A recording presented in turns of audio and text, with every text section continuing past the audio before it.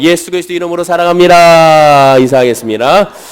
자, 오늘 말씀 시편 23편 1절에서 6절 말씀으로 자기 이름을 위하여 의의 길로 인도하신도다 라는 제목으로 잠시 말씀의 은혜를 나누겠습니다.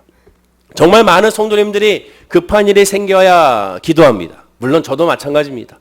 목사를 하지만 사실상 급한 일이 생겨야 기도하는 것은 부인할 수 없는 사실입니다. 즉 급할 때 더 간절히, 급할 때 더 열심히, 급할 때 더 부르짖는 자신의 모습을 발견하게 됩니다. 그래도 그렇게라도 기도할 수 있으니 감사한 일입니다. 즉 그것을 우리가 특별히 뭐라 할 수는 없습니다. 그마저도 기도할 수 있으니 감사합니다. 그리고 그렇게 기도했을 때 그 기도로 말미암아 예수를 만나면 그보다 더 큰 은혜가 없기 때문에 그 기도는 오히려 감사가 될 수가 있게 될 것입니다. 그러나 급한 일만 기도하는 성도들은 어떠한 모습이 있느냐? 결국 그때만 기도하기 때문에 언제든지 흔들릴 수밖에 없고 언제든지 주님을 떠날 준비가 되어 있는 그런 아이러니한 그런 모습을 갖게 됩니다. 즉 언제나 하나님 중심이 아닌 결국 자기 중심의 신앙이 될 수밖에 없기 때문에 그렇습니다. 믿음의 유무와 상관없이 모든 인생은 급하고 중요한 일들이 늘 다가옵니다. 계속 겹치기 마련입니다. 태풍이 올라오면 하나만 올라오면 끝납니까? 지금 또 올라오고 있지 않습니까? 그래서 지금 제주도는 비행기가 지금 못 뜬다는 이야기가 들리지 않습니까? 즉 태풍이 이번에 또 올라왔다가 지나가게 되면 또 안 올라올 거예요? 또 올라올 겁니다. 내년에도 올라오고 그 다음에도 올라올 것입니다. 계속 올라오게 될 것입니다. 즉 태풍이라는 것은 한순간에 끝나는 것이 아니라 계속 이어지는 것이죠. 인생의 고난도 마찬가지고 인생의 어려움도 마찬가지로 하지 않습니까? 계속 고난과 아픔과 상처는 다가오게 될 것입니다. 질병도 마찬가지입니다. 그 질병도 지금의 질병을 치료받고 지금의 이 질병을 수술로서 해결한다 하더라도 시간이 지나면 또 다른 질병이 다가오고 또 다른 문제가 분명히 발생하게 될 것입니다. 고난과 아픔과 상처는 계속 겹치기 마련입니다. 설상, 가상이라는 말이 있는 것처럼 엎침대, 덮치는 격으로 그 문제는 어쩌면 계속 이중 삼중고로 우리에게 다가올 수 있는 모습을 보게 되는 것이죠. 그리하여 간절히 기도하여 한 가지의 일이 해결되어 봐야 얼마 안 되어 그보다 더 큰 일이 다가오는 것을 보게 됩니다. 그 결과로 자연히 큰 일이 생길 때마다 우리는 간헐적으로 새벽 기도를 비롯한 기도의 자리에서 열심히 부르짖고 간구하여 예수의 응답하소서, 예수의 치료하소서, 예수여 회복하소서, 예수의 응답하소서라고 하나님께 부르짖고 간구하는 모습을 보이게 됩니다. 자, 그러면 이러한 믿음, 이러한 나의 믿음에 대한 어떤 결론을 우리가 알게 되느냐? 이러한 믿음은 믿음이 삶을 주관하는 것이 아니라, 즉 겉으로는 그래 보여도 믿음이 삶을 주관하는 것이 아니라 삶이 우리의 믿음을 주관하고 있는 것을 보게 됩니다. 즉 나의 믿음의 충만함이 예수 그리스도로 말미암아 충만한 것이 아니라 삶의 문제가 발생하게 되면 결국에는 믿음으로 붙잡아서 예수로 충만하게 되는, 즉 삶에 따라서 삶의 고난과 역경과 아픔과 상처에 따라서 우리의 믿음이 주관되고 있는 그러한 이상한 모습을 보이게 되는 겁니다. 믿음이란 무엇입니까? 성도란 무엇입니까? 어떠한 상황에서도 예수를 붙잡고 예수의 은혜 안에 있기 때문에 흔들리지 아니하는 것이 성도의 모습이라고 할 수가 있죠. 그런데 이것이 반대가 되어버려야 만 것입니다. 이러한 믿음을 다른 표현으로 하면 인스턴트 믿음이라고 할 수가 있죠. 인스턴트가 무엇입니까? 사전적인 의미는 이렇습니다. 이미 가공되어 있어서 즉석에서 완성되는 물건이라고 하게 됩니다. 대표적으로 인스턴트 음식이 있죠. 라면, 3분 카레라고 할 수가 있게 됩니다. 언제든지 금방 먹을 수가 있는 가공된 음식이죠. 근데 어쩜 우리의 신앙이 그런 인스턴트의 믿음으로 있지 않는지를 살펴보게 됩니다. 급할 때만 결국 주님을 찾는다는 것은 어쩌면 인스턴트의 신앙이 됩니다. 급할 때 그 문제가 해결됐을 때 그 배고픔을 바로 급하게 빨리 해결했을 때 그것을 위한 예수 그리스도의 부르짖음이 우리에게 있지 아니한지를 살펴봐야 한다는 것이죠. 예전에는 믿음이 좋았던 사람도 있다고 생각해 보십시다. 그러면 그 믿음이 정말 좋은 믿음일까요? 절대로 그렇지가 않습니다. 나는 예전에는 정말 신앙생활 잘했었지. 나는 예전에는 봉사도 열심히 했었지. 그때는 열심히 말씀도 묵상하고 열심히 찬양도 했었고 열심히 전도도 했었지. 이렇게 얘기하는 분들이 있습니다. 그 얘기는 뭡니까? 그럼 지금은요? 라고 표현했을 때 그럼 지금은 그렇지 않다고 하게 되면 그러면 그때 믿음은 무엇입니까? 헛것에 불과한 겁니다. 그 믿음은 예수 중심의 믿음이 아니라 자기 중심의 믿음이기 때문에 그렇습니다. 정말로 그 당시에 예수를 믿었다면, 정말로 그 당시 성령에 충만했다면, 정말로 그 당시 하나님의 말씀의 은혜 안에 깊이 빠져 있다면 예수가 누구인 줄 알고 그 예수가 나의 삶의 주관자라는 사실을 흔들리지 않는다면 결코 세상으로 돌아가지 않습니다. 이 약을 먹어야 낫는다는 사람은 그 약만 찾게 되어 있는 것입니다. 결코 다른 약을 먹을 수가 없습니다. 그 약만 찾게 되죠. 정말 예수가 그리스도임을 고백한 구원받은 성도라면 세상으로 나갈 수가 없습니다. 세상으로 나간다는 건 뭡니까? 그 얘기는 구원받지 않았다는 겁니다. 그 당시 뭡니까? 예수로 믿음으로 충만한 것이 아니라 성령의 믿음으로 충만한 것이 아니라 그 순간순간의 감정으로 충만하고 그 당시에 봉사로 충만한 겁니다. 봉사를 위한 교회 생활이지 신앙생활이지 예수를 위한 신앙생활이 아닙니다. 사람들과의 교제를 중심으로 한 신앙생활이지 예수를 위한 신앙생활이 아닙니다. 자기의 직분의 위치를 위한 자기의 개발의 그런 발성을 위한 그런 신앙생활이지 자아실현의 신앙생활이지 예수 중심의 신앙이 아닌 것입니다. 정말로 예수를 만났다면 예수의 은혜 안에 있다면 그 이후로도 계속 그 신앙은 변하지 않게 됩니다. 왜? 진리가 여기 있는데 여기를 어떻게 떠나겠습니까? 라고 제자가 고백한 것처럼 떠날 수가 없게 되는 겁니다. 그 생활에서 벗어날 수가 없는 거예요. 물론 인간이기 때문에 흔들릴 수 있어요. 그러나 흔들리더라도 바로바로 주님께 돌아오게 됩니다. 하나님께로 돌아오게 됩니다. 하나님의 말씀으로 돌아오게 되는 거예요. 그 얘기는 뭐냐? 결국 인스턴트 신앙이라는 겁니다. 그때그때 신앙인 거예요.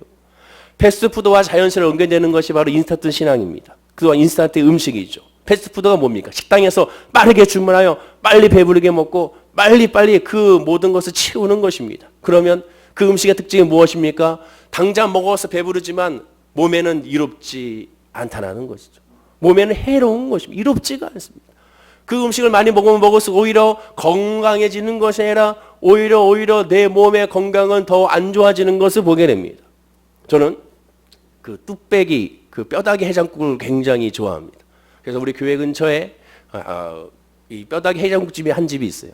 굉장히 맛있습니다. 그래서 누가 뭐 사달라면 항상 거기 가서 집사님 거기서 하나 사주세요. 권사님 거기서 사주세요. 그래가지고 거기를 먹으려고 합니다. 너무 맛있어요. 그래서 먹다 보면 한 그릇이 아니라 두 그릇까지도 먹게 됩니다. 근데 희한한 건 맛있긴 한데 먹고 나면 뭔가 찜찜합니다. 배가 부르긴 한데 뭔가 건강치 않은 느낌이 들게 되는 거예요. 왜 그럴까? 한마디로 이 패스트푸드이기 때문에 그렇습니다. 이미 찍어서 만들어낸, 이미 저기 본사에서 이미 만들어낸 결코 자극적인 음식으로 되어 있고 MSG로 꽉 차 있는 음식이기 때문에 맛은 있으나 내 몸에서는 오히려 거부 반응을 일으키는 그런 모습을 보이게 되는 것이죠. 반면에 진짜 하나님의 자녀는 이러한 인스턴트의 음식과 이런 패스트푸드의 신앙적인 모습이 아닙니다. 슬로푸드죠. 그 정통 음식과 같은 신앙입니다. 늘 느긋느긋하게 당장이 이루어지지 않은 것 같지만 차근차근 하나하나 하나님의 역사를 바라보면서 남들이 봤을 때는 답답해 보일지 몰라도 하나님의 입장에서 봤을 때는 그것이 충만한 사람이라고 할 수가 있게 되는 것이죠. 여러분의 신앙은 어떤지 한번 점검해 보기 원합니다. 나는 과연 급한 신앙인지 하나님을 바라보는 신앙인지를 한번 살펴봐야 되는 겁니다. 자, 그렇다면 어떻게 해야 우리가 이런 준비된 믿음을 기도의 생활을 할 수 있을까? 오늘 이 문제에 대한 답은 오늘 성경의 본문을 통하여 우리가 확인할 수가 있게 됩니다. 먼저 답을 살펴보기 전에 문제를 풀이할 때에도 항상 먼저 틀린 문제를 보면서 왜 틀렸는지 왜 오답인지를 살펴봐야 되는 것이죠. 성도들의 공통적인 잘못부터 먼저 짚고 넘어가야 됩니다. 그것은 아주 간단합니다. 모든 문제가 믿음이 약한 데서 온다는 단순한 공식에만 집어넣는 겁니다. 물론 맞는 얘기입니다. 그러나 믿음의 문제니까 믿음의 강해짐이 해결된다는 말의 뜻은 정확히 모르는 것 같습니다.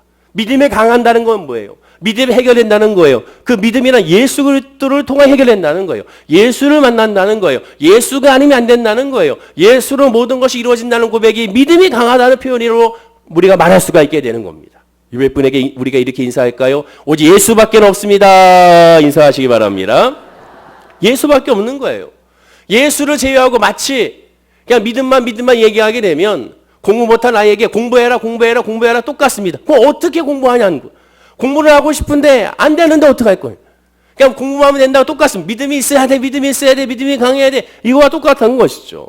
공부를 못한 아이에 대해서는 성적이 떨어지는 원인, 예를 들어서 국어를 못한다면 국어에서의 중요한 독해력에서 뒤진다는 것을 파악하고 그래서 단순히 공부하라고 야단치기 전에 스스로 독서하는 습관을 들이고 정리하는 습관을 들이고 아주 쉬운 책부터 사주고 수시로 격려하면서 점검해야 됩니다. 책을 한 권 읽고 나면 이것에 대해서 요약하는 법을 얘기하고 그것을 한 줄로 요약해봐라. 그리고 그 책에 대해서 한 단어로 요약해봐라. 그렇게 연습하다 보면 점점점 국어 실력이 늘어나게 되는 것이죠. 그렇게 되면 왜 책 제목이 이 제목인지를 더욱더 확실하게 파악하게 되는 것을 보게 됩니다. 신앙의 문제도 마찬가지입니다. 그 문제가 말씀, 기도, 찬양, 전도, 봉사 등등 여러 분야에 문제가 있다고 생각하기 전에 먼저 진짜 문제가 무엇인지를 먼저 파악해야 되는 것이죠. 무조건 문제가 생기면 그냥 믿음의 공식에 대입해서는 안 됩니다. 그래서 믿음의 공식에 대입하니까 어떻게 됩니까? 믿음의 공식에 대입은 걸고 행동의 공식으로 대입합니다. 즉, 너 기도하지 않아서 그래. 너 예배 드리지 않아서 그래. 너 금식하지 않아서 그래. 작정기도 하지 않아서 그래. 새벽 예배 나오지 않아서 그래. 작정으로 헌금하지 않아서 그래. 즉 믿음으로 공식으로 대입하게 되면 행동으로 이어지게 됩니다. 믿음의 공식이 아니라 공식이라면 예수 그리스도로 대입해야 되죠. 예수를 만나느냐 만나지 않느냐, 예수를 아느냐 모르느냐, 예수의 은혜 안에 있느냐 없느냐, 이것이 집중적으로 먼저 나가야 됩니다. 가장 중요한 것은 내가 정말 예수를 그리스도 주로 고백하느냐 고백하지 않느냐, 이것이 가장 중요한 것입니다. 데살로니가서 5장 17절 이런 말씀이 쉬지 말고 기도하라 라고 말씀합니다. 그러나 아무리 쉬지 말고 기도하라 하셨지만 우리는 솔직히 기도할 필요를 느끼지 못한 경우가 더 많습니다. 아까 말씀드린 것처럼 급할 때만 기도하지 평상시에는 내가 기도해야지 이런 생각을 별로 안 한다는 것이죠. 그러니 기도의 필요를 못 느끼니 기도가 나올 리가 없는 겁니다. 그런데도 억지로 믿음만 키운다고 그 습관이 바뀔 수가 없는 것이죠. 그러나 그렇다고 해서 문자적으로 해석해서 무슨 일이든 작은 일이든 기도하고 또 기도하고 또 기도하고 하라는 것은 아닙니다. 자기가 다 처리할 수 있는 일상적인 작은 일까지 기도하라는 것은 아니에요. 다 그것은 자 스스로 할 수가 있습니다. 중요한 것은 모든 삶의 전반적으로 하나님이 계시다는 확신이 바로 쉬지 말고 기도하는 것의 모습에 담겨져 있게 됩니다. 나에게 지금 만나는 환경도, 내 지금 다가오는 모든 것도 다 하나님의 역사요, 하나님의 계획이요, 하나님의 섭리요, 하나님의 은혜요, 하나님의 소망이라는 그 신앙에서 벗어나지 말아야 한다는 것이죠. 그러므로 먼저 살펴봐야 할 핵심은, 기도의 핵심은 무엇보다 기도를 하는 그 이유와 목적, 그것이 달라져야 되는데, 우리가 기도하는 목적과 그 이유가 내 관점에서의 필요가 아니라 하나님 관점에서의 필요를 두고 기도해야 되는 겁니다. 즉 기도란, 예수 그리스도를 바라보는 믿음의 기도란, 정말 믿음이 좋다는 것은 예수를 만남으로 말미암아 주님이 원하시는 것이 무엇인지를 깨달아 알아가는 것이, 그것이 기도인 겁니다. 그리고 기도를 통하여 하나님 뜻이 이거구나, 하나님이 나에게 원하는 것이 이거구나, 지금 이 상황 가운데 주님께서 나를 이렇게 인도하길 원하는구나, 그리고 그 원하는 것에 엎드려 경배하며 그 말씀에 순종하는 것이, 그것이 바로 기도의 핵심과 목적이라고 할 수가 있게 되는 겁니다. 성도의 입장에서 기도하는 가장 큰 이유와 목적은 무엇이겠습니까? 하나님께 도움을 받기 위해서죠. 또 그것이 누가 뭐라 해도 기도의 본질이 핵심입니다. 도움을 받기 위하여 우리가 하나님께 기도하죠. 그러나 하나님 입장으로 바꾸어 한번 생각해 보십시오. 하나님께서 응답하신 이유와 목적이 과연 그 큰일에서 구원해 주는 것만이 전부겠습니까? 그 문제를 해결해 준 것 위해서 하나님께서는 모든 걸 하시겠습니까? 그 질병에 치료하는 것 그 자체가 하나님의 목적이겠습니까? 만약에 그것이 하나님의 목적이라면 그 하나님은 우리가 믿어서도 섬겨서도 되지 않는 하나님입니다. 왜냐하면 그런 하나님이라면 그냥 병 주고 약 주고 하는 약 올리는 하나님이기 때문에 그렇습니다. 생각해 보십시오. 큰일이 일어나야 기도하고 하나님께서 응답하신다 패턴의 신앙에서 늘어나는 것은 무엇일까요? 결국에는 점점 시간이 흘러가게 되면 환난에서 건져주시는 하나님밖에는 보이지 않습니다. 문제를 해결해 주신 하나님밖에는 보이지 않아요. 질병에서 치료해 주시는 하나님밖에 보이지 않습니다. 내 삶의 문제를 해결해 주시는, 그냥 한마디로 슈퍼맨에 불과합니다. 알라딘 램프의 지니에 불과한 것이죠. 그러면 그러한 관계는 어떤 관계가 됩니까? 서로를 알지 않는 관계가 됩니다. 여러분, 슈퍼맨의 특징이 무엇입니까? 남들을 도와줘요. 아무런 조건 없이, 아무것도 바라지 않고, 살려주세요 하면 다가가서 얼른 도와줍니다. 그리고 나서 어떻게 합니까? 도와주자마자 바로 그 자리를 떠나버려요. 어떻게 합니까? 또 다른 곳에 도와주기 위하여. 스파이더맨 영화를 봤더니 맨 마지막 장면에 나오는 것이 앰뷸런스가 막 삐뽀삐뽀 울리니까 그 앰뷸런스에 따라서 떠나는 장면으로서 끝나더이다. 이 스파이더맨은 늘 사람들을 도와주러 다닙니다. 그런데 도와주고 나서 고맙습니다, 그래 안녕, 그리고 헤어지고, 이것이 끝입니다. 즉 가장 중요한 것이 없어요. 교제가 없어요. 슈퍼맨과의 교제가 없습니다. 그 사람이 어떤 사람인지, 그 사람이 왜 이런 일을 하는지, 왜 나에게 지금 이 시간에 나타나는지, 그리고 앞으로 어떻게 할 것인지, 이런 교제가 없습니다. 그냥 도와주는 것으로 끝나는 거예요. 하나님께 기도하고 응답받는 삼중심의 신앙은 하나님을 바라보는 관점이 그냥 도와주고 끝나는 신앙, 슈퍼맨에 불과한 신앙입니다. 그 하나님에 대해서 알려고 하지 않습니다. 하나님이 무엇을 말씀하고 온지를 알려고 하지 않아요. 나에게 원하는 것이 무엇인지 알려고 하지 않습니다. 앞으로의 계획이 무엇인지도 궁금해하지 않습니다. 지금 당장 이것만 도와주려는 것이죠. 하나님이 원하시는 것은 이 예배 자체가 교제입니다. 하나님이 나를 알고 내가 하나님을 아는 것. 그리고 하나님과의 관계. 그것이 예배고 그것이 신앙생활이고 그것이 바로 믿음의 성령에 충만한 사람의 모습이라고 할 수가 있게 되는 것이죠. 영국의 찬송가의 작가 윌리엄 카우퍼라는 사람이 있습니다. 이 사람은 그 심령에 극도의 우울증이 있었던 사람이라고 합니다. 그 우울증이 너무 심하다 보니까 그 우울증이라는 것이 무서운 것이 한순간에 극단적인 선택, 즉 자살로 이어지기 때문에 그렇습니다. 나도 모르는 사이에 그냥 자살하게 되는 거예요. 나도 모르는 사이에 목숨을 끊게 되는 거예요. 그 한순간에 순간 미쳐버리는 겁니다. 순간 그 자살 그 자체에 대해서 평안함을 느끼게 되는 거예요. 바로 이 사람이 그랬습니다. 견디다 못한 이 우울증으로 견디다 못한 이 윌리엄 카우퍼가 어느 날 밤에 자살하려고 결심하고 이름마차를 불러서 영국에 살았으니까 영국 템즈강으로 가자고 했습니다. 우리나라 따지면 마포대교로 가자고 얘기하는 것과 똑같죠. 그러나 너무나도 짙은 안개 때문에 운전수가 길을 잃어버려서 스스로 찾아가기 위해서 마차에서 내리게 됩니다. 마차에서 내렸지만 여전히 안개가 자욱하니까 한 치 앞도 보지 못하게 되죠. 그래서 안개 속을 헤매면서 템즈강은 내가 생각했던 템즈강은 저쪽이었으니까 자기 자신의 그냥 지리적인 판단으로 템즈강 향하여 그 짙은 안개를 뚫고 걸어가게 됩니다. 그러다 보니까 어느새 도착을 하긴 했어요. 근데 도착하고 나서 봤더니 템즈강에 도착한 것이 아니라 자기 집 앞에 도착하여 자기 집의 문 앞에 있는 자기 자신을 발견하게 됩니다. 그 순간 깨달았습니다. 하나님이 내 생명을 구해주기 위하여 나로 하여금 안개를 하나님께서 보내주시고 그 안개로 말미암아 내 눈을 가려주셔서 나의 발걸음을 템즈강의 죽음의 길로 가게 하는 것이 아니라 나의 집, 즉 생명의 길로 인도하셨음을 깨닫게 되고 그 자리에서 회개하고 하나님 앞에 엎드려서 감사와 찬양을 하는 것을 그가 고백하게 됩니다. 그리고 나서 그 순간에 그 하나님의 은혜로 말미암아 찬송가 258장 샘물과 같은 보혈로라는 찬송을 그 자리에서 곡을 쓰게 되죠. 그렇습니다. 하나님은 성도 각자에게 맡길 하나님의 일이 반드시 있고 하나님이 이루시길 하자는 모든 것을 반드시 합력하여 선을 이루십니다.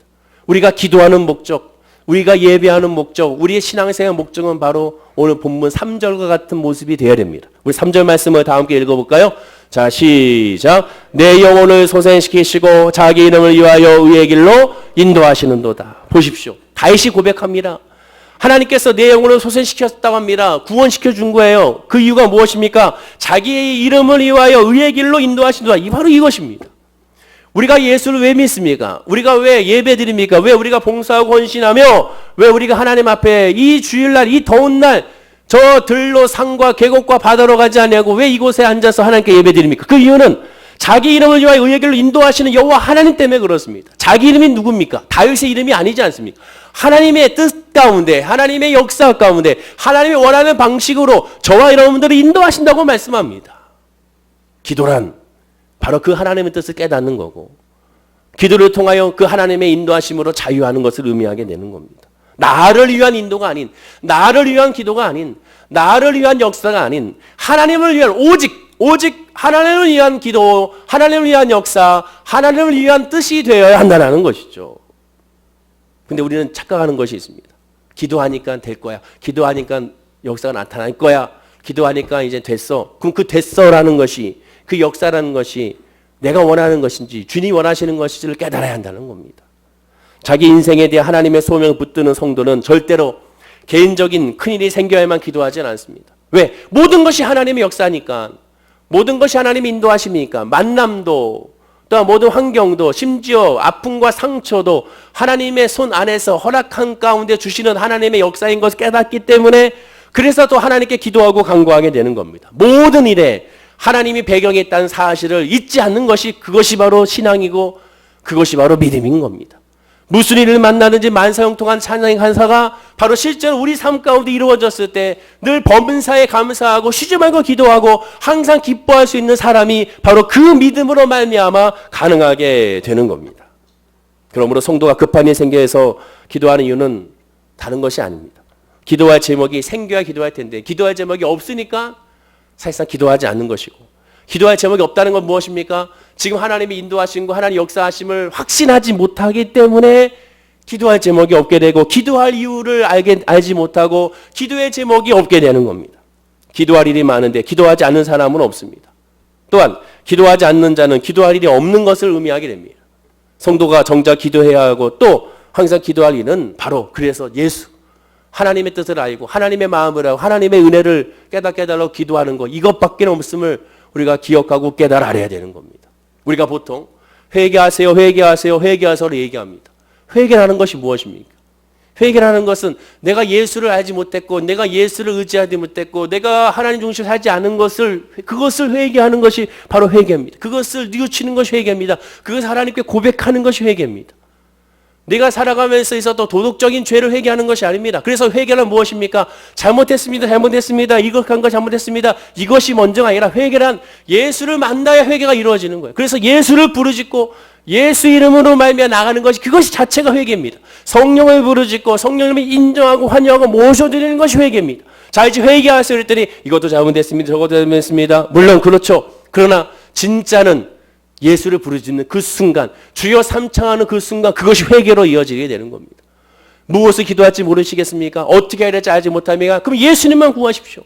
내가 예수를 알기 원합니다. 예수의 뜻을 알기 원합니다. 내가 기도해야 되는데, 내가 하나님의 은혜 안에 거해야 되는데 알지 못합니다. 예수여 알게 없어서, 예수여 나와 함께 없어서, 예수여 나를 깨닫게 없어서. 이것만 해보십시오. 이것만 구해 보십시오. 예수님만 구해 보십시오. 하나님 놀라운 은혜가 그 순간 회개의 역사로 나도 모르게 하나님 앞에 엎드리게 되고 나도 모르게 눈물 흘리며 하나님의 은혜를 구하게 되는 자기 자신을 발견하게 됩니다.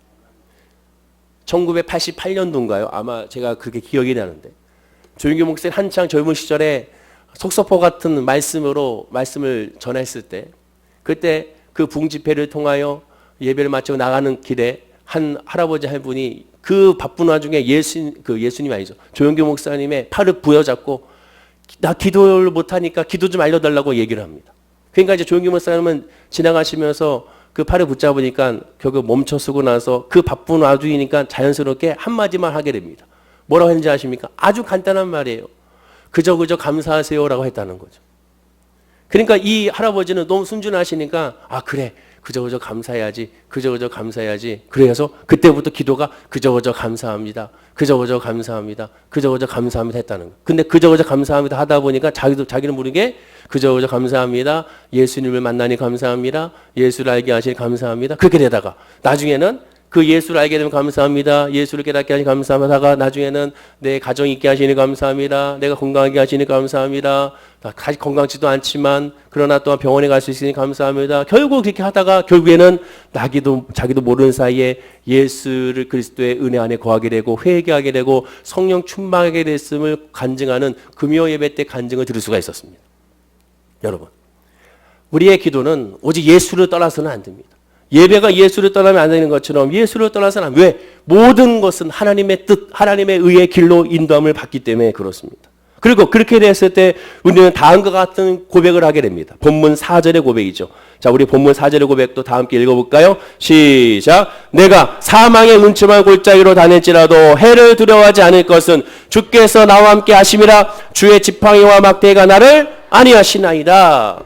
하나님의 뜻 가운데 있음을 확신하니까 하나님께서 나를 하나님의 길로 인도하시는 확신하게 되면 어떤 고백이 일어납니까? 하나님께서 나를 지키심을 깨닫게 됩니다. 그것에 대한 확신으로 이어집니다. 자, 그런데 중요한 것은 사막의 음침한 골짜기를 다닐지라도 라고 얘기합니다. 사막의 음침한 골짜기를 지나가지 않게 해달라고 기도하지 않았습니다. 그것에 대해서 인정했어요. 근데 중요한 것은 주님이 계시니까 그 사막의 음침한 골짜기가 아무런 의미가 없게 되는 거예요. 문제와 어려움과 아픔과 상처가 의미가 없게 되는 겁니다. 정말 예수를 만납니까? 그 문제 자체에 대해서 의미가 없게 됩니다. 이까지 것 잃게 됩니다. 여호수아 갈렙이 저들은 우리의 밥이라고 얘기했습니다. 다른 사람들 10명의 정탐꾼들은 우리는 안 돼. 우리는 정복할 수 없어. 우리는 실패할 거야. 우리는 저들의 보기에 우리 메뚜기와 같아. 우리는 할 수 없어라고 말할 때 그들은 우리의 밥이라고 했어요. 밥이 뭡니까? 자기의 영양분, 우리의 영양분이 있는데 그러면 성장할 수 있는 계기가 된다는 것이죠. 왜? 하나님이 이 땅을 우리에게 주셨기 때문이라고 고백하게 됩니다. 다윗의 고백을 보십시오. 하나님에 대한 확신이 있었습니다. 나를 향한 확신이 있었어요. 환경은 무너져 있고 아무것도 이루어지지 않지만 하나님의 길을 위하여 우리를 인도하신다는 사실, 자기 자신을 인도한 사실에 대해서 확신했습니다. 즉 예수 안에 있는 나는 망하지 않는다는 사실을 확신했어요. 예수 안에 있는 나는 결코 쓰러지지 않는다는 것을 확신했습니다. 예수 안에 있는 나는 외롭지 않다는 걸 확신했어요. 그 확신이 있으니까 사망아 다가와라. 사망의 은총의 골짜기가 다가와라. 어떤 문제가 다가와라. 그것에 대해서 자유하게 됨을 고백하게 되는 것을 깨닫게 되는 겁니다. 우리의 신앙도 마찬가지. 진짜 예수의 믿음 안에 있다면 이 신앙의 고백으로 말미암아 흔들리지 않는 사람이 됩니다. 이래서 안 되고 저래서 안 되고 이런 신앙이 아니에요. 이래서 섭섭하고 저래서 섭섭 이런 신앙이 아닙니다. 예수 중심이고 말씀 중심이기 때문에 그 믿음 중심으로 흔들리지 않는 겁니다. 물론 인간적인 연약함이 있기 때문에 순간순간 아까 말씀드린 흔들릴 수밖에 없으나 바로 돌아오게 됩니다. 그래요. 이러니 난 예수가 필요해요. 그래요. 나는 이러니 예수의 은혜가 필요해요. 그래요. 나는 이러니 예수가 아니면 살아갈 수 없어요. 은혜가 아니면 살아갈 수 없어요. 라고 고백하는 하나님의 사람이 될 수가 있게 되는 겁니다. 어저께 신방 갔더니 한 권사님이 그 고백하시죠. 나는 은혜가 아니면 살아갈 수 없어. 지금까지 오는 거 다 은혜입니다. 왜? 예수의 은혜 안에 있으니까 그 고백이 나오는 거예요. 인간적인 눈으로 봤을 때 우리의 삶을 보십시오. 뭐 하나 정말로 기쁘고 감사한 것이 있는가? 생각해보면 늘 아픔과 상처밖에 없는 것이 오직했으면 불교에서 뭐라고 합니까? 이 인생 자체가 바로 업보라고 말하지 않습니까? 모든 것은 아픔과 상처와 고통이라고 말합니다. 그러나 예수를 바라보게 되면 이 모든 것 하나님의 길로 인도함을 받는 하나님의 사람의 모습이기 때문에 그 안에서 자유하고 평안함을 얻게 되는 겁니다. 주의 지팡이와 막대기가 나를 안위하시는 주의 강한 오른팔이 나를 붙잡아 주심을 깨닫게 되고 그 신앙으로 흔들리지 않는 사람이 되게 되는 거예요. 몇 분에게 인사하겠습니다. 하나님의 당신을 붙잡아 주십니다. 인사하시기 바랍니다. 결국 본문 5절의 고백으로 이어지게 됩니다. 우리 5절 고백을 우리 함께 다시 한번 읽어볼까요? 시작. 주께서 내 원수의 목전에서 내게 상을 차려주시고 기름을 내 머리에 부으셨으니 내 잔이 넘치나이다. 보십시오. 하나님이 나의 삶을 인도하신다는 확신이 있는 상태에서 하나님의 나의 삶을 인도하는 것 확신이 있으니까 사망의 음침에 어떠한 고난과 아픔 그 자체에 대해서도 평안함을 누리게 되고 그 평안함을 누리게 되자 그 다음에는 어떻게 돼? 그 결론은 내 잔이 넘친다고 고백하게 됩니다. 한마디로 합력하여 선을 이루는데 그 선도 넘치는 성이라고 말하게 돼요. 넘치는 은혜라고 말하게 돼요. 넘치는 역사라고 말하게 됩니다. 하나님이 우리에게 주시는 은혜는 딱 맞게 주는 것이 아니에요. 저는 개인적으로 간증을 들어볼 때 하나님께 정말 딱 맞게 주십니다. 정말 어떻게 물질을 딱 맞게 쓰니까 딱 맞게 준다고 생각하는 거예요. 근데 성경 그렇게 말씀하지 않거든요. 넘치게 주시는 하나님이에요. 넘치게 역사하시는 하나님이야. 딱 맞게 주는 아슬아슬하게 딱 맞게 주는 그런 하나님이 아닙니다. 그것은 본인이 그렇게 물질 또 환경을 그렇게 생각하니까 그렇게 생각하는 거예요. 하나님은 항상 넘치게 주십니다. 여러분에게 축복할까요? 하나님은 당신에게 넘치는 복을 주십니다. 인사하시기 바랍니다. 넘치는 복을 주시는 거예요. 넘치는 복을. 딱 맞게 주시는 분이 아닙니다. 아슬아슬하게 주시는 분이 아니에요. 여러분 아슬아슬하게 살아보세요. 그 삶이 정말 간당간당한 그 삶을 살아보십시오. 그거 살만하겠습니까? 성경에 보세요. 하나님은 항상 넘치게 주셨어요. 아브라함에게 넘치게 주셨어요. 이삭에게 넘치게 주셨어요. 야곱을 보십시오. 넘치게 주셨어요. 넘치게. 욥을 보십시오. 넘치게 주셨습니다. 하나님의 은혜는 항상 넘치게 주시는 분이십니다. 그리고 그 은혜로 말미암아 늘 기뻐하게 되는 거예요. 자, 그리고 나서 마지막 6절 고백을 이어지게 됩니다. 우리 다 함께 읽어보겠습니다. 시작. 내 평생의 선하심과 인자하심이 반드시 나를 따르리니 내가 여호와의 집에 영원히 살리로다 라고 고백합니다. 내가 여호와의 집에 영원히 살겠다는 뜻은 뭐예요? 예수가 아니면 안 된다는 거, 하나님이 아니면 안 된다는 사실을 고백하는 거예요. 그리고 하나님의 은혜를 깨달으면 결국 여호와의 집에서 벗어날 수가 없습니다. 예배의 자리에서 벗어날 수 없어요. 기도의 자리에서 벗어날 수 없어요. 말씀의 자리에서 벗어날 수 없어요. 성령의 은혜에서 벗어날 수가 없습니다. 그리고 그 안에서 하나님의 뜻을 찾고 하나님의 말씀을 찾고 하나님의 은혜를 찾게 되는 거예요. 왜? 하나님이 나를 붙잡아 주심을 알기 때문에 그렇습니다. 우리의 신앙은 나의 신앙은 어떠한 신앙인지 한번 생각해 봐야 됩니다. 다윗의 고백이 왜 위대한가? 다윗은 정확하게 알았어요. 하나님으로부터 시작하여 하나님으로 마무리된다는 사실을 정확하게 알았습니다. 그가 구한 것은 이 세상을 구하지 않았습니다. 성경을 보세요. 그가 세상을 구했는지, 그가 물질을 구했는지, 그가 건강을 구했는지, 그가 구한 것은 오직 여호와 하나님이었습니다. 그가 바세바의 간음의 사건으로 말미암아 그가 힘들고 어려운 상황에 처했을 때도 그가 구한 것은 성령을 내게서 거두지 마옵소서 오직 하나님이었습니다. 오직 하나님만 구했어요.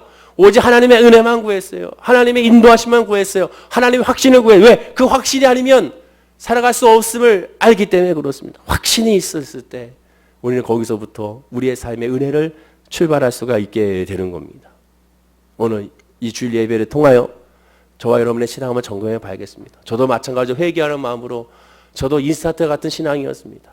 어쩔 때는 좋고 어쩔 때는 안 좋고 어쩔 때는 기쁘고 어쩔 때는 또한 너무나도 그냥 무너지는 것 같고 왔다 갔다 그 자신 그 왔다 갔다는 그 모습 그 자체가 너무 싫은 거예요. 너무 싫은 거죠.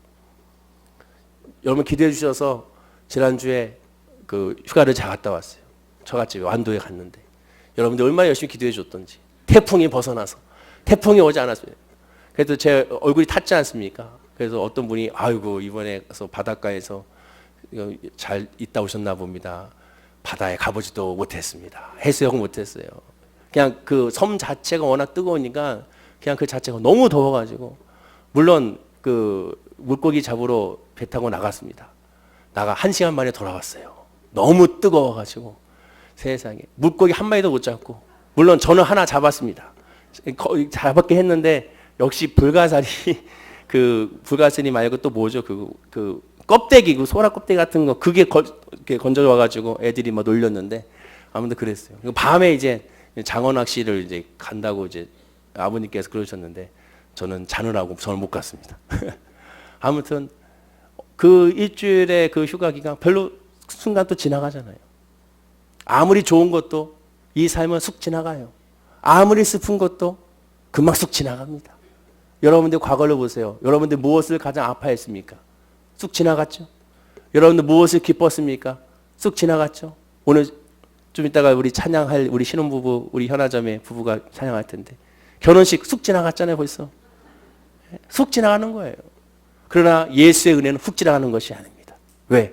지금 이 순간이 은혜고 이 순간이 하나님의 역사 호흡 있는 자마다 여호와를 찬양하는 것처럼 지금 이 순간이 성령의 충만함이고 지금 이 순간이 성령의 은혜이기 때문에 그렇습니다. 다윗은 그것을 구한 거예요. 아 하나님이 계시면 된다는 그 사실을 깨닫고 여호와 하나님만 구했습니다. 사랑하는 우리 월계순복의 성도들이 모두가 다 순간순간의 신앙이 아닌 매일매일 하나님을 바라보는 늘 느긋하게 주님을 의지하는 그러한 슬로우 푸드와 같은 전통 무식과 같은 그런 하나님의 신앙으로 승리하고 하나님의 은혜로 살아가는 우리 모든 성도님 되기를 간절히 축원을 드립니다. 기도하겠습니다. 아버지 하나님 감사합니다. 다윗의 이 고백이 우리의 고백이 되게 하여 주옵소서. 먼저 하나님이 나에 대한 확신이 있게 하여 주옵소서. 내 삶에 대한 확신이 있게 하옵소서. 그 확신으로 말미암아 흔들리지 아니하고 그 확신으로 말미암아 기뻐하고 그 확신으로 말미암아 구하고 간구하는 우리 모든 믿음의 식구들이 되게 하여 주옵소서. 영혼의 자랭같이 범사가 자림에 강건한 복이 구하고 간구한 모든 믿음의 식구들의 그 믿음과 삶 가운데 있게 하여 주옵시고 예수 먼저 예수를 구하고 나아가는 우리 성도님들이 다 되게 하여 주옵소서. 감사드리며 예수님의 이름으로 기도드립니다. 아멘. 우리 말씀을